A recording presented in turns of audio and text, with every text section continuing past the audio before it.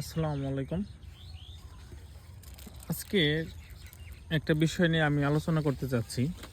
আমার পেয়ারা বাগানে আমি কয়েকবার প্যাকেট করছি বিভিন্ন জায়গার লোক দিয়ে। একটা হলো মাগুরার থেকে নাসির ভাইয়ের ওইখানের যে লোকগুলি আছে ওইখানে যারা কাজ করে তাদের দিয়ে পেয়ারা প্যাকেট করছি। আবার পাবনার আঞ্চলিক যারা আওতাপাড়ায় প্যাকেট করে হলো একরাম ভাইরা বা আনোয়ার ভাইয়ের গ্রুপ, বিভিন্ন গ্রুপ, এরকম অনেক গ্রুপগুলি আছে, তাদের দিয়েও আমি প্যাকেট করছি। এখন তাদের ভিতরে এবং মাগুরার ভিতরে যে পার্থক্যটা নিয়ে আমি আজকে কথা বলতে চাচ্ছি। পার্থক্য হলো, দেখেন, আজকে প্যাকেট করছে, এই পেয়ারাটা প্যাকেট করছে, এটা করে নাই, এই পেয়ারাটা প্যাকেট করছে, এটা করে নাই। আমি জিজ্ঞেস করলাম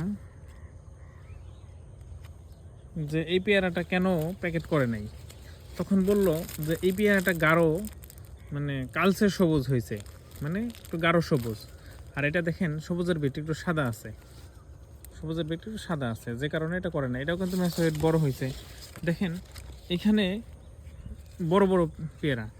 আর আওতাপাড়ার যারা পেয়ারা প্যাকেট করে এর থেকেও ছোট পেয়ারা প্যাকেট করে থেকে যায়, যেগুলি ঝরে পড়ে যায়। ঠিক আছে, দেখেন এই পেয়ারাটা প্যাকেট করছে, এটা করে নাই। দেখেন এগুলি এলো একটু যেটি সাদা আছে ওগুলি করে নাই।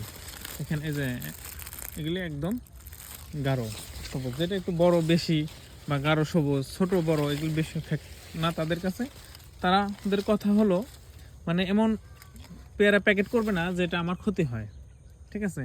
আর আওতাপাড়ার মানুষজন যেগুলি প্যাকেট করে দেখাইতেছে, প্যাকেট করার পরে বেশিরভাগ পেয়ারাই ঝরে যায়। দেখেন আমি এখানে 2 দিন আগে যে এইসব পেয়ারা প্যাকেট করছে, একটা পেয়ারাও প্যাকেটও ঝরে পড়ে নাই আমার বাগানে। কোনো ঝরে পড়া মানে নতুন পেয়ারার যে প্যাকেটগুলি একটাও ঝরে পড়ে নাই। কিন্তু আওতাপাড়ার লোক বা পাবনার লোক প্যাকেট করলে দেখবেন, যাদের বাগানে প্যাকেট করছে তাদের বেশিরভাগ বাগানেই দেখবেন কিছু পেয়ারা না কিছু পেয়ারা ঝরে পরে আমি অনেক বাগান ঘুরছি, এবং এখন বৈশাখ মাসের রোদের তীব্রতা তো আছেই, সব কারণেই ঝরে। কিন্তু এরা বেশি ছোট পেয়ারা প্যাকেট করার কারণে বেশি ঝরে। দেখেন এগুলো আজকে আমি প্যাকেট করছি, এইসব পেয়ারা প্যাকেট করছে, এটা করে নাই। দেখেন এটা কিন্তু ম্যাচুরেট বড় পেয়ারা, তাও করে নাই। মানে এটা 1 সপ্তাহ পরে করবে। ঠিক আছে, বললো 1 সপ্তাহ পরে এগুলি ম্যাচুরেট হয়ে যাবে, তখন করবে।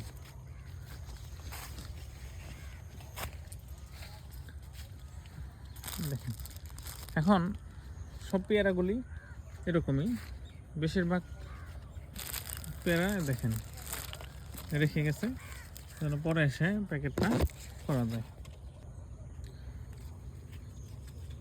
যথেষ্ট বড়, মোটামুটি এই পেয়ারাগুলি আওতাপাড়ার লোক কখনোই বাদ দিত না, এগুলি প্যাকেট করে যায় আমার অভিজ্ঞতা অনুযায়ী।